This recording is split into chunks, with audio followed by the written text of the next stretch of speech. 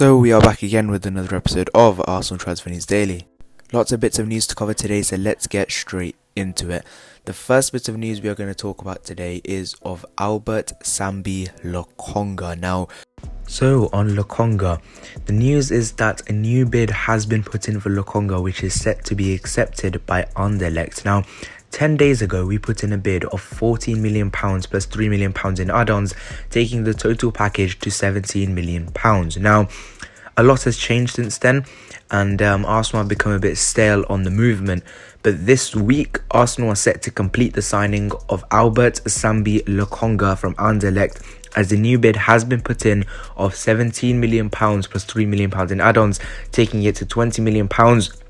In total, the total package will be £20 million, which is exactly what Anderlecht want, and that is what we are going to be paying them. And Lokonga is set to become an Arsenal player. I think this is quite big news, because I think he is a very good player, and I don't think he'll be starting games as much. I think we are going to sign another player to sit next to Thomas Partey, whether that's Bissouma, whether that's someone else, we don't know yet. But I think he's a very good player just to have in and around the squad. Maybe he's someone to replace Elneny, maybe someone to replace Ceballos. And I think he's a top quality player that will definitely improve our side. And I cannot wait to see him.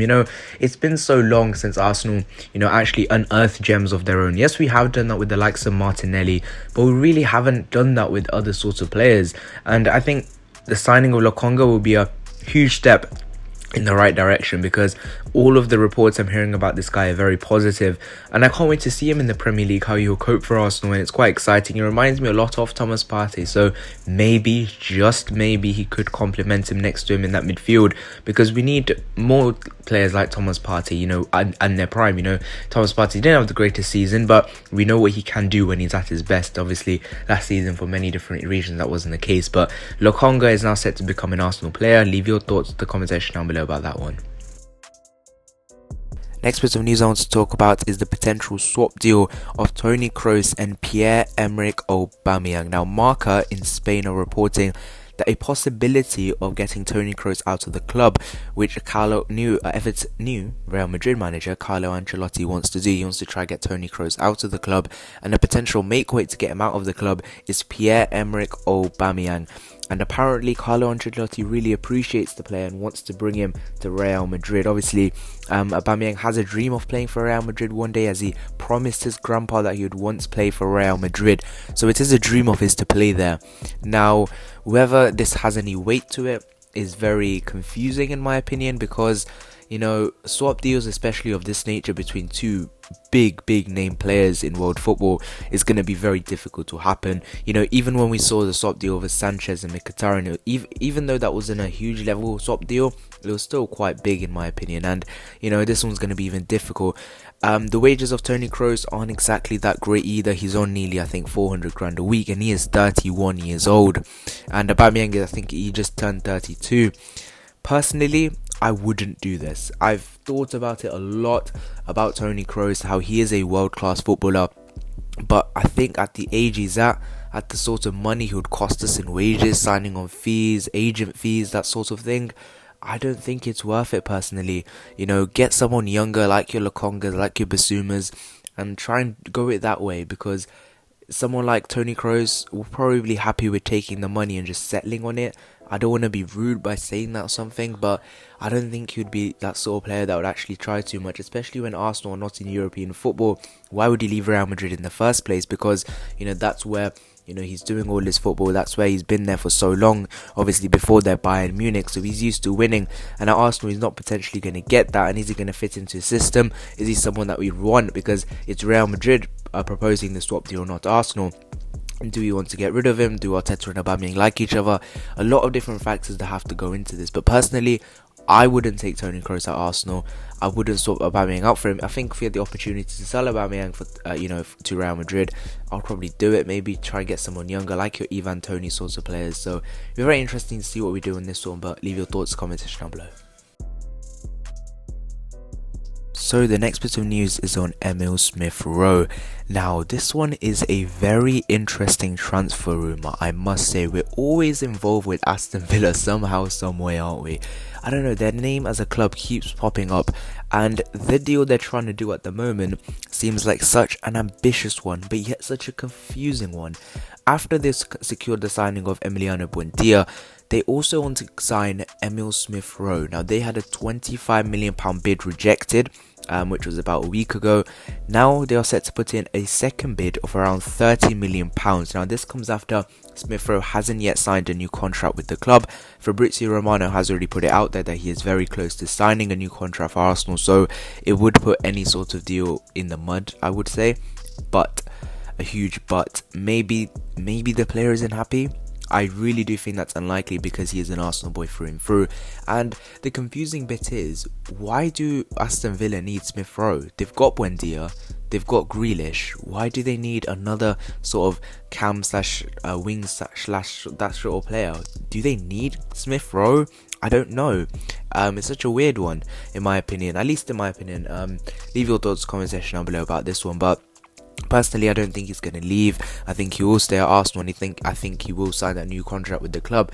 But it's interesting to see that, this is happening, and I think the likelihood is that agents are probably putting this out there just to get the contract stuff done quickly for him, which is understandable. It happens in every time agents put stupid news out there just to, get the contracts over the line, like the last little details. And again, if there is weight to it, if Aston Villa genuinely do want him, I guess they are showing ambition as a football club, because he is a top player, highly rated in the Premier League and highly rated at Arsenal. So it'll be very interesting to see if anything actually comes of this, whether they bid 30 million, they keep going higher in their price, how much will they actually be willing to pay for Smith-Rowe, especially after they've just splashed 40 million quid on Emiliano Buendia. It'd be very confusing if they actually got an agreement. I think it would send a lot of fans into meltdown, but leave your thoughts in the comment section below about that one. Next bit of news is on Hector Bellerin, as apparently Atletico Madrid are interested in him, which is quite interesting, as they wish to replace him with Kieran Trippier. Now, Hector Bellerin, a lot of big clubs seem to be interested in him, but no real movement is happening for him, which makes me wonder, is he actually going to leave Arsenal? He says he wants to, but is it going to get done? A potential deal for Hector Bellerin to go to Atletico Madrid? Well, it does rely on the future of Kieran Trippier, who obviously still plays for them. Will they get rid of him to Man United? Who's set to be interested? It remains to be seen. But Hector Bellerin is obviously a player we really want to get out of Arsenal Football Club, and hopefully we do. Hopefully we do get a deal done with Atletico to get rid of him. But it'll be interesting to see how much money we also get for Hector Bellerin. But yeah, let's just see what happens with that. No one leaves your thoughts in the comment section down below. Next bit of news is on Marcel Sabitzer, the RB Leipzig attacking midfielder, who has been there for quite a long time, and £17 million is what apparently is required to secure the services of Marcel Sabitzer from RB Leipzig. Now, on transfer market, his value is reportedly set to be about £40 million, and so the fact that RB Leipzig are willing to sell him for around £17 million is quite astronomical in my opinion, and he could be a real option we could explore this summer as a potential summer signing. Now, I think it has to be behind the priority of maybe someone like James Maddison. I think we should probably prioritize him, maybe Odegaard, and then maybe go for Sabitzer, because I do think he is a number 10. I don't think he's a number 8 or a winger or anything. I do think he's straightforward a number 10, and that's where he usually plays for RB Leipzig as well.